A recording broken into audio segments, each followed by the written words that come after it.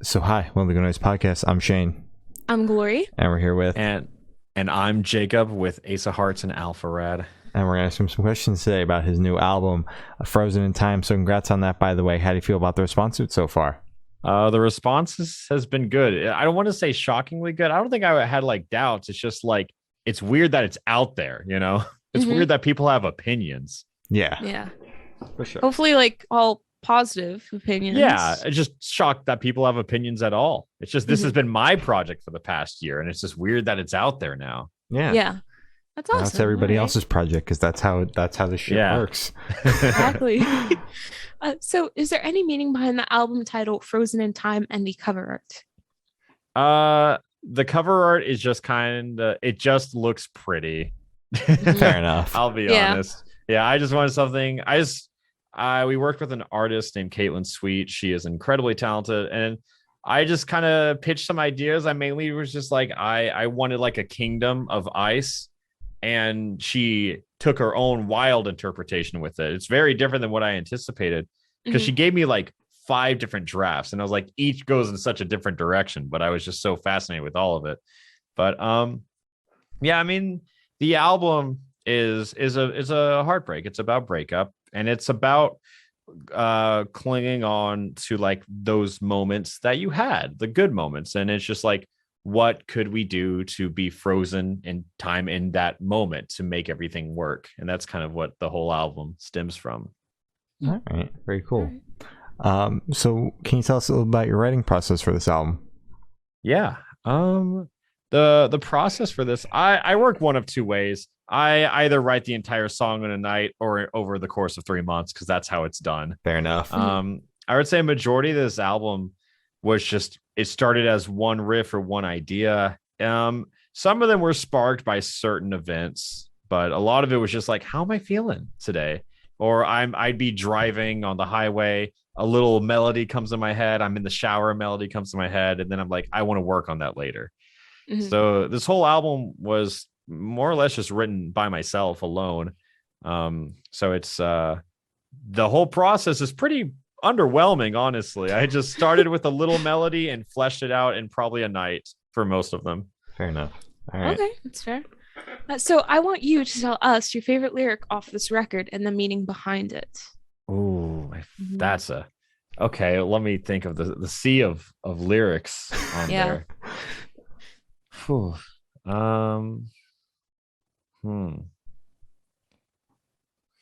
Okay, I didn't come prepared. This is the first time I've been asked that one for like Okay, a specific lyric.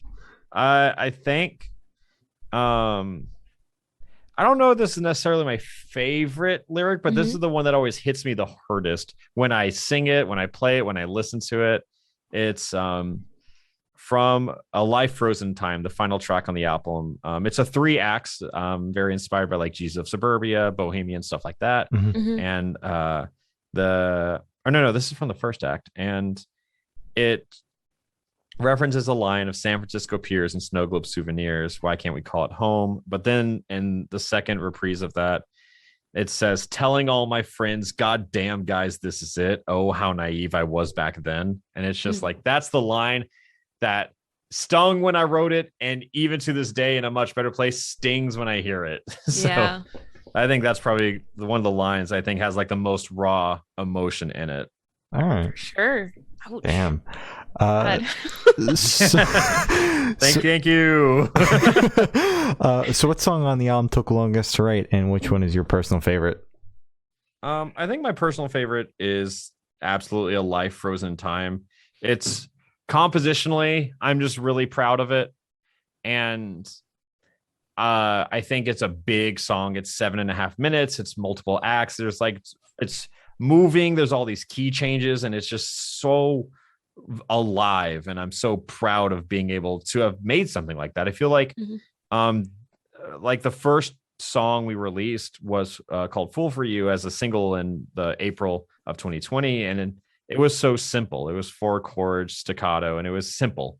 Yeah. And there's nothing wrong with that, but I think for me, I'm very proud to look at that as like I have learned so much about music, and here is proof.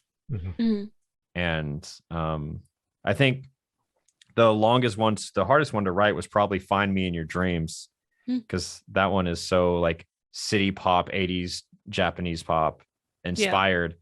And my roommate Deanna and I kind of put that song together. Instrumentally, it was arranged by our friend Johnny, and we kind of like got together a rough track to kind of write over. And we're like, yeah, we're gonna write that this week. It took 9 months. Oh, okay. It's like we had the rough track, we got a chorus done, and then we just kept trying to write verses individually, me and Deanna. And then there was 1 week shy of going to the studio, and her and I just sat down. We're like, okay, we have to finish this now. Yeah. So we just sat down in our living room, kept like throwing ideas back to each other until we got something where we're like, I think this works. And then we got into the studio without a pre-chorus. And so that pre-chorus was also kind of made up on the spot. Mhm. So it was a little bit of a mess lyrically from start to finish of us. It's just like, it's such a complicated piece. It's like, where does this vocal melody fall? Like, how busy can it be? Wow. Okay. All right. So do you like, is that just kind of your process, like down to the wire? Do you enjoy it being like that? Like No. the stress of it? No stress. No. Okay. All right. That was very much so. Let's hope we figure it out. Oh, wow. So you believed in that song then, at least somewhat. It says the highest numbers of any song on the album. Everyone, it's the fan favorite. So we did something right. Clearly. with it. Yeah. All right. Oh, okay. But I work well under stress, but I do not like that I work well under stress. Me too. Let's put it that way. Me too. So how did the track list for this album come about? Did you write the opening to be the opener, closer to be the closer? Did you just kind of shuffle it, listen through it a couple times? How did that happen? It did change. I knew that A Life Frozen in Time was the final song on the album from the start. I was like, it's 7.5 minutes. That's how the song ends, or the album ends. That's how it has to be. But the first 9 tracks changed drastically. I mean, I kind of went a very traditional route of opening with the grand entrance of like Find Me in Your Dreams, have some upbeat bops, let's get a little sentimental in the middle, and now let's come back out with a strong finish. That was kind of like the initial track listing. And then on my YouTube channel on Alpharad, we posted a visual album, just like a 45-minute like featurette of just following the entire album. And as soon as I had the idea for that, I was like, I need the track listing to go in an order that can tell a story. Yeah. So whenever I reconstructed the track listing, it was like, how do I create a narrative out of this? So that's how the order kind of changed. Okay. Interesting. And I think you still did a good job of like making sure that the album itself like sonically flows very well, because you've got like it opens up with like, you know, like a pop banger almost in a sense, and then like goes into like a ballad, and then there's a song that like opens up with like a country twang, and I was like, what in the fuck is going on right now? Like, it's not to be mean or anything, but I'm not a big country guy, so I audibly groaned when I heard like the country twang going on. I'm like, oh my god. Really? Not this. I'm from the South, but I will say I'm not a huge country person myself. Then why the country twang on the album? Well, how did that get there then? Here's the thing. It's just songs take a life of their own. Fair enough. It's like it wasn't supposed to be a country song, but I like it. I like what we accidentally created with it. It started with just like the vocals and guitar. And, you know, that in a demo that can go anywhere. Yeah. So then I guess we added, like, I had this chant, and then it kind of turned into like, I was like, all right, this is kind of like a sad cowboy song. And I'm down with it when we put it that way. And then when we were done with it, and I was like, I feel like it's missing something.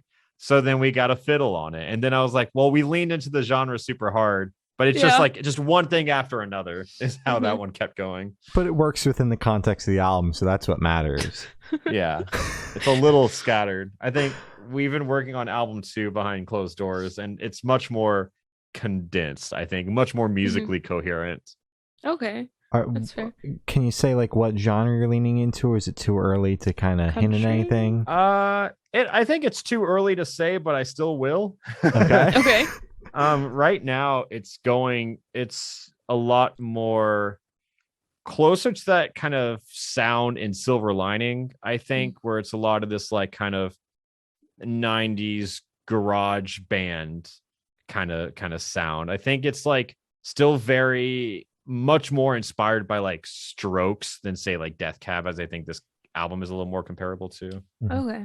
But I love the Strokes, so I think I only got more into them over the past year. So I think whatever we're writing next kind of reflects that a little more. All right, very cool. So where was your headspace at while you're writing this album?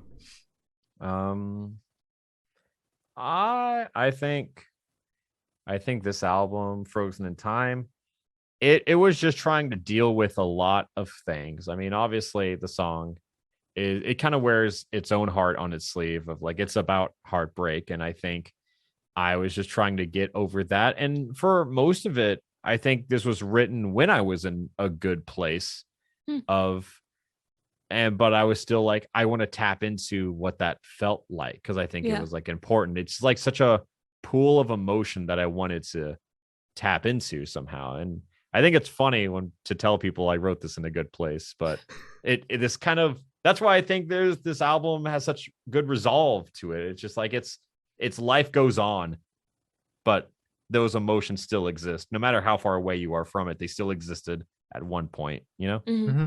For sure. That makes sense. So how do you recommend your fans to listen to this album for the first time? Should they play it in the car with friends, in the dark with headphones on? Should they blast at a party, work out to it? What do you personally recommend? I think like since it's so all over the place, as we have a high praise for a country playing songs from Shane. Yeah. I'm sorry, man. It's okay. But yeah, I think just listen to it on your own. I think it's one of those. I think it dips and dives too much in like volume to be like, let's put this on a party and now everyone's depressed. Yeah. Like no one's bopping Mitski on a Saturday night. Yeah. I know a couple people that might be bopping Mitski at a party, though. I'm not going to lie. And you know what? I'd love to party with those people. Oh, God, no. So this question should be super, super quick. Off the top of your head, I want you to describe this album for new listeners in 3 words. No more, no less. My 3 words. I guess I'll say it as I mentioned it. Lyrically, life goes on. Oh, okay. I think that's it. All right. That's a good one. So is there a certain feeling or emotion you want this album to invoke in your listeners? Yeah, I think just given the nature of it, it will open wounds for people, but I think, I mean, it's probably would only open wounds for people who are actively dealing with something like this. But I like to see it as like a more relatable thing where people can like look back and be like, these are the words to how I felt, and I didn't know that. I think that's what I always aim for. I like to try and articulate how I feel and hope other people can see that and be like, I know that feeling, whether it's now or in the past. Oh, very good. That's good. So what band or artist influence do you think you can hear the most on this album, if any? I think you can attest where it's kind of like a different artist per song. I think Lights Off, the intro to it all, was inspired by like Daft Punk, more specifically Random Access Memories. I heard that. I was like, I didn't want to say, because I'm like, electronic music, like I know that they're very big in the scene, artists. But like there's other electronic artists, but I heard the combination of the electronic sound and then like that very like high strum guitar. It's just like the combination is very like Random Access Memories. Definitely. And I think like Deep Space is like very inspired by like Mitski or Imogen Heap, you know, and then Find Me in Your Dreams is inspired by a lot of J-pop artists, but more specifically Henri and her album Timely. So it's like each song, kind of how I write is I will hear a sound or an artist and just think that's cool and be like, I want to make something like that. So every song sound like sonically, I guess it's born through what am I listening to at the time. All right. Wow. Okay. So, I mean, that would help you not get bored of your project then, because you're constantly doing and trying new things then. Yeah. And then I'm really thinking about it. It was like, I don't like country. So how did that song happen? Where did that come from? I don't know. Like, Shane, you really got me thinking. It's like, how did I put that together? I like worried. It too. Yeah, I was very worried that wouldn't go over well because I can't see your facial expression. So I was like, I'm worried that he's going to get very upset or something. But I'm going to say it anyway. Just leave. And now it's we've got you. Funny. now you're thinking about it. I have a funny story to tell you. Okay. So my personal trainer, he's a weird guy, lovely guy. He's a weird dude. Okay. Mm-hmm. And so I have two roommates, Joe and Deanna, and I had to pick Deanna up from the airport, so we missed our personal training session, and we came back, and our trainer was with Joe. And I gave him a copy of the album early. He seemed very interested, and I walk in, and he was like, "Oh, I listened to your album," and I'm like, "Oh, what'd you think of it?" And he goes, "I like 2 of the songs on it." 2? And I thought he was like kind of saying it in jest, so I kind of like poke my elbow at him, and I'm like, just 2? And he goes, well, yeah, you'd want me to be honest, wouldn't you? Holy shit. Oh my god. So I was humbled from the beginning. You saying you didn't like one of them is like 7 more than he said. Holy shit. Oh my god. That's crazy. No. And then he was like, better. And then there was this one song that you and Deanna went back and forth on. And I'm like, oh, so you like 3? And he goes, well, I wouldn't take it that far. And like deadpan this entire time? Yeah, he's very honest with it. And so there's nothing you can say to me. If you liked 3 or more of the songs, you are far past the criticism I'm used to. Oh my god. I can't typically when like people send you music, you're just automatically nice about it, even if you think it's the worst thing you've ever heard. No, I respect it. I can't believe that he said that to you straight to your face. I think there's a difference. Like you can say these were my 2 favorite, and that's the same thing in a much more positive light. But no, he disliked 8 of them and liked 2 of them. Wow. I don't think I could recover from that. I didn't like it. And then he tried to like backpedal, like, sometimes Metallica puts out albums and I only like 1 or 2 songs from it. Metallica? And I'm just like, yeah. No, man, it's okay. I get it. It's not for everybody, Yeah, it's just another Metallica album to him. Wow. I think that's a compliment in and of itself, though. I guess maybe. Did you ever get the 2 songs that he liked? Yes. Did you list them? Which ones? He liked Silver Lining and Monophobia too, and his reasoning was because those have metaphors in them. Okay. That was it? So he didn't even like it sonically or lyrically, it was just metaphors. Metaphors? I want to, he's a big writer. He likes studying a lot of lyricism and stuff like that. And I just want to say, I think more songs than that have metaphors, but that's not my place to say. The album is called Frozen in Time. That is not a literal saying. Exactly, yeah. That's great. Yeah. So yeah, that's been echoing in my head ever since. But I think at the core of it, that is such a hilarious anecdote for the album. It really is. That should be a press quote. Like you should send that to your publicist and be like, my personal trainer says 2 songs were good. The rest sucked. 2 songs are pretty good. 2.5. He did round up because he liked parts of that other song. Perfect. Oh, yeah. I think that would really get I don't know, Pitchfork, really just ready to review the album, Yeah. Oh, yeah. Because then if they only like 2, they're like, well, what did you expect? Fair enough. Oh my god. All right. So what was your favorite memory that you made while creating this album?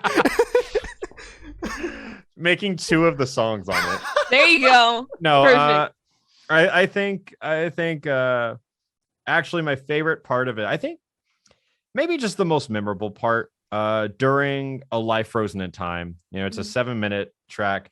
Uncharacteristically, we recorded the entire vocals in just one solid smooth take. Oh wow. And we did other takes, but we didn't end up using them because that first take it was that was it. That was all we needed. And I remember very vividly just the intensity of the song, kind of tearing up towards the end, and then afterwards when we just closed that takeout, I just went outside, took a breather, and kind of like just let out a good cry.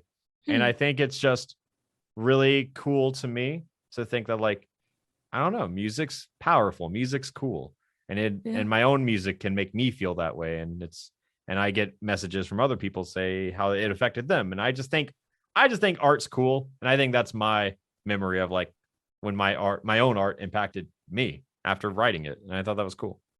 I love that. That's very cool. God. All right. So picture this: you're on tour, you're at a gas station for a rest stop. What is your snack of choice? I'm not a big snack person. I'm a big meal person. Okay. But back against the wall, I just get like a bottle of water, specifically one with like the little sipper at the end. Oh, you know yeah. I mean? I don't care what the brand is. It does. And if I'm on the road, I have to make sure I have one of those.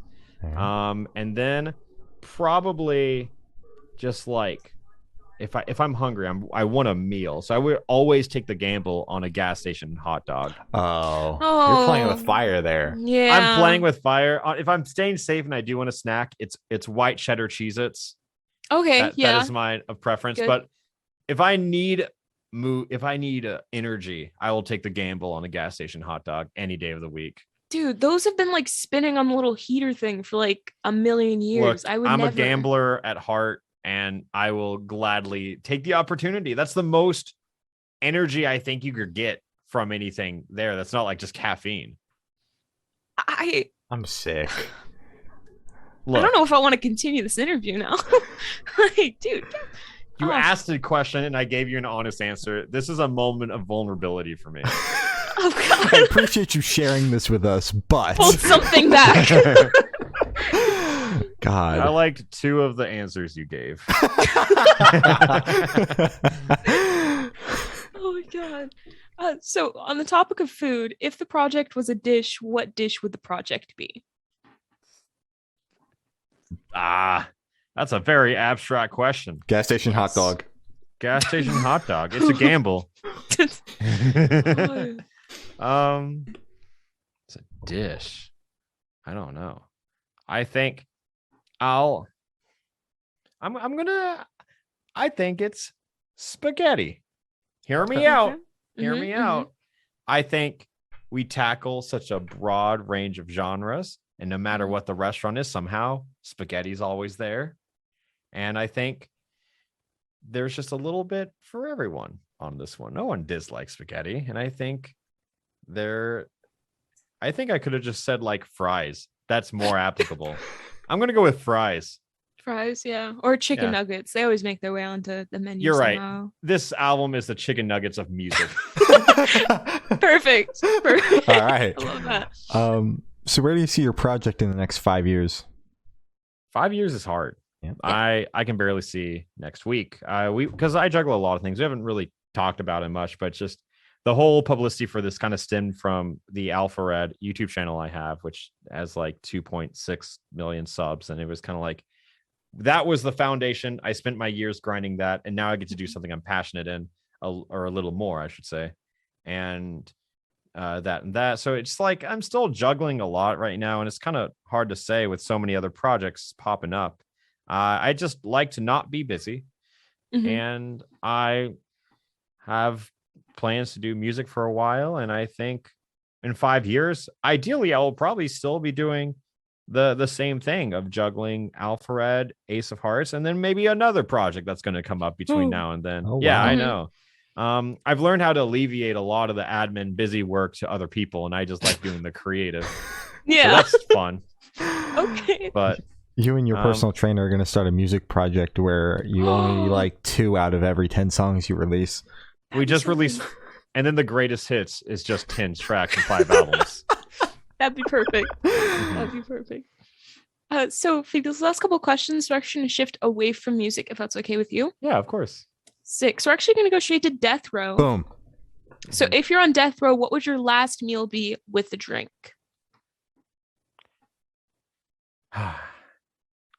Like, I don't know. If I'm on death row, I would just try and expedite it. I don't need a last meal. Just tell me when it's time and I'm there. Oh my god! I'll take so you're water. Gonna skip it? Is that what you want? Yeah, I'll skip the meal. What does it matter? Okay. Oh my so just god! water. Okay. Out Just of the water. out of the little the one with the tip on it, so that you can it's different. Yeah. You know what? Hear me out. I will take the gas station hot dog now. No, because then the gamble will never matter. That's true. You don't have to pay the price later. Exactly. Yeah. You know what? That is the one time to have a gas station hot dog. There you go. I'll take that. Yeah. I'll take that.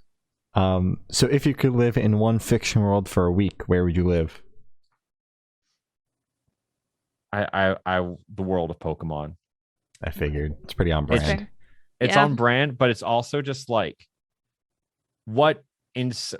I think the story of Pokemon is presented in such a lighthearted nature, where in reality that sounds terrifying. Yeah, it's horrible. Yeah, it's just creatures with superpowers, and you can't really tame them. And so if you asked me to live there permanently, I would probably say no. But you gave me a week, and I'm like, that's just enough time to dip my toes in and watch someone maybe die in front of me. Perfect. Yeah. Love it. Perfect. So I have the honor of asking the last question. Every single person we've spoken to has said that it is the most important question. What is your favorite color? Blue. You have a specific shade of blue? Royal blue. It's like I like two shades. I like royal blue. I like ice blue. And I'm big into like color theory and everything. So this is a perfect thing for me to pivot and ramble on. Oh, go ahead. Because like with all the albums that we do, I really want to this kind of started because I would use the heart emoji a lot for the branding of Ace of Hearts. And there are like 6 colors. So I thought it's all just creating the colors of the rainbow. So that kind of inspired me with each album that we make. I kind of want it themed around a certain color. And I just want to create that rainbow. So ideally I want to make 6 albums and I want to call it good there. I like having an end goal in mind, but yeah, so Frozen in Time was blue and that's my favorite color. Okay. Oh, that's cool. Outside of a band called Water Parks, you're the only project that I've like heard that like has an end goal and like you're basing it around something. Like Water Parks, they have an album for every letter. Yeah. So maybe they'll make 26 albums. I don't know. And then you're going to make 6 based off of the colors. So that's super cool. I want to make 6 albums, and then it's like depending on how I feel, I want to make a monochrome 7th. That one is like we'll see when I get there. Okay. Yeah. Very cool. Yeah. That'd be sick. I like that. So that's my end goal for this. Very cool. Because my dream is to retire from this world of the spotlight one day. And so I have to have an exit plan in mind from the start. Yeah, you got a point. Yeah. All right. So as Glory said, that's all the questions we have today. Is there anything that you would like to plug? Really just the album we've been talking about of Frozen in Time. It's my little music project, Ace of Hearts. I am on social media under Ace of Hearts, and also I have my whole other project of Alpharad, which is also just Alpharad on YouTube, on Twitter, on Instagram, on anything. And those are the 2 things where you can really find me, and that's about it. All right. Perfect. Well, thank you for now. That's been Ace of Hearts, and we have been the Good Noise Podcast.